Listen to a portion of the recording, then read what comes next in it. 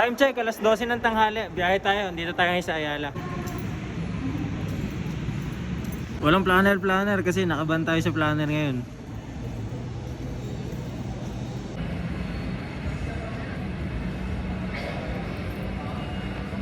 Yabang mo.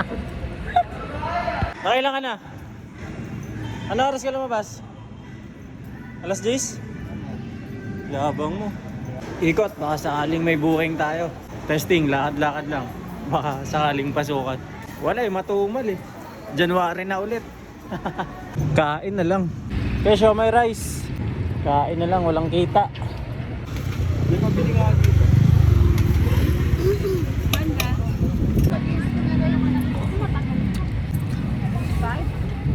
Kain 60, kita 0. Aray ko.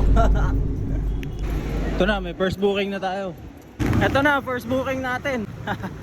Naalala ko may gas expense pa pala tayo bukod dun sa kinain natin. Gasolina natin kanina 230 full tank. Tapos yung kinain natin 60 pesos. Tapos ang delivery charge natin yung 53. Abono. Ma'am Joan po. Eksaktong 400 pesos po. Salamat po. Apo, andyan na po lahat yun. Thank you po. 400. Unang booking natin, 53 pesos. Ikaw, binakailan ka na?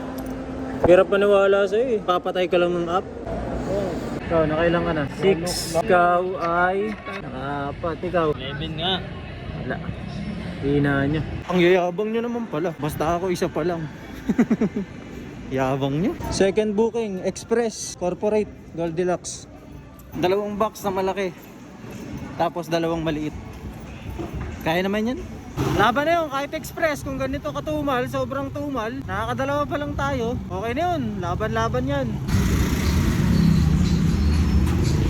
Okay na, 54 pesos yung kinita natin dun.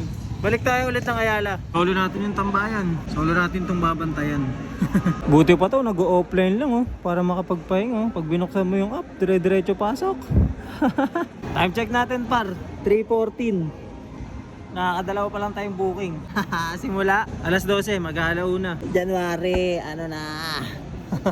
Sasabihin ng iba dyan, umikot ka, huwag ka kasing tumambay dyan. Nakaikot na nga kanina. Tsaka ito lang naman yung commercial area dito. Kung tatambay ka sa iba, ganun lang din yan halos. Pero pagka tunutumal ako dito, tunatambay ako ng mga 1 oras mahigit, umiikot ako, kakabalik ko lang din naman halos. At dito lang din ako pinasukan, kaya dito muna tayo. Maya maya ako ikot. Kaya wag ka mas marunong sa akin ha.